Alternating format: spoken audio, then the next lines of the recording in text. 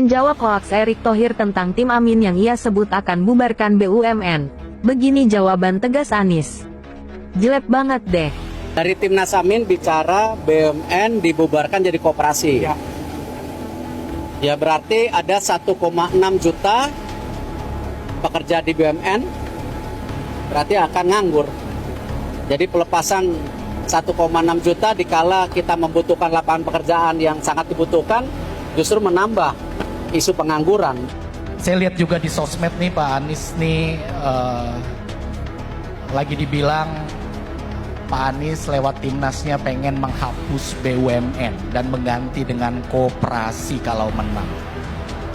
Ya ini sepertinya ada yang perlu diluruskan nih Pak Anies nih.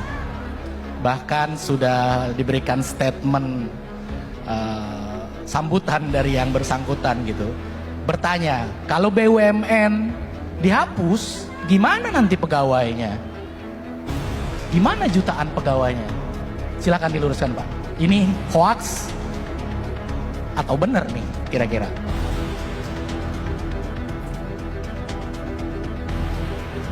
Jadi gini, ada jenis informasi yang kalau kita mendengar sudah langsung tahu ini masuk akal atau tidak. Oke. Nah, kalau ada jenis informasi yang kita dengar tidak masuk akal dan dikutip oleh yang memegang kewenangan, maka yang memegang kewenangan tidak sedang menggunakan akal sehat.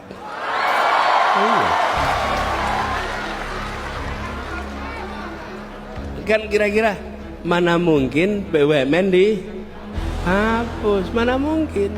Jadi ketika kemudian itu malah Pak Menterinya yang ngomong, loh Pak Menterinya memang nggak berpikir kritis gitu. Di mana critical thinkingnya gitu kira-kira. Ini sebelum ngomong soal substansinya ya. Jadi ketika mendengar informasi itu kita bisa nakar, oh ini masuk akal atau tidak gitu.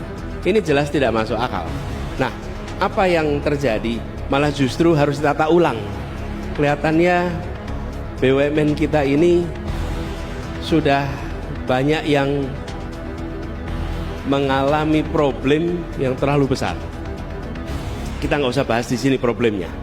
Nanti kita mengalami penambahan pikiran. Tapi yang saya ingin sampaikan bahwa itu tidak benar, itu fitnah dan fitnah yang tidak masuk akal.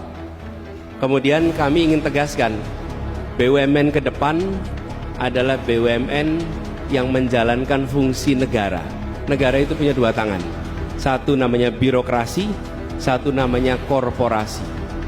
Yang disebut birokrasi itu kementerian, dinas, badan, itu birokrasi. Yang kedua namanya korporasi, BUMN, BUMD. Okay?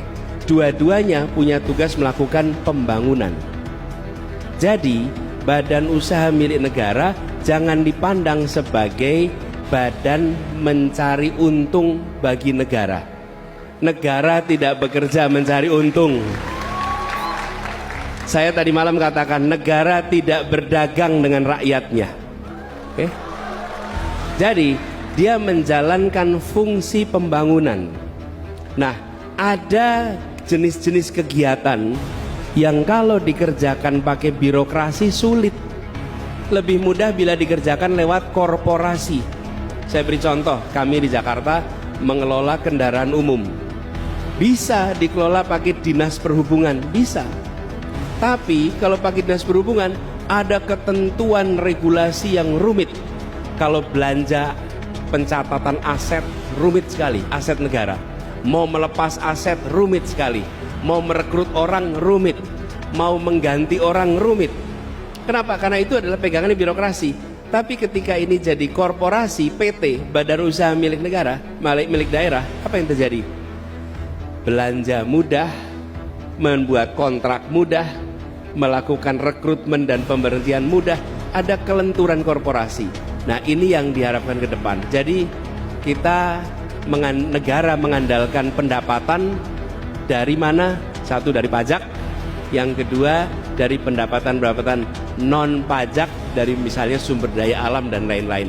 Tetapi badan usaha milik negara bukan diarahkan untuk mencari keuntungan, tapi diarahkan untuk menjalankan fungsi pembangunan yang baik kalau punya untung, tapi bukan sebagai prioritas nomor satu. Gitu kira-kira. Baik, jadi sudah dipastikan hoax ya. Duh, katanya survei tinggi, kok sebar hoax, yang bener aja, rugi dong.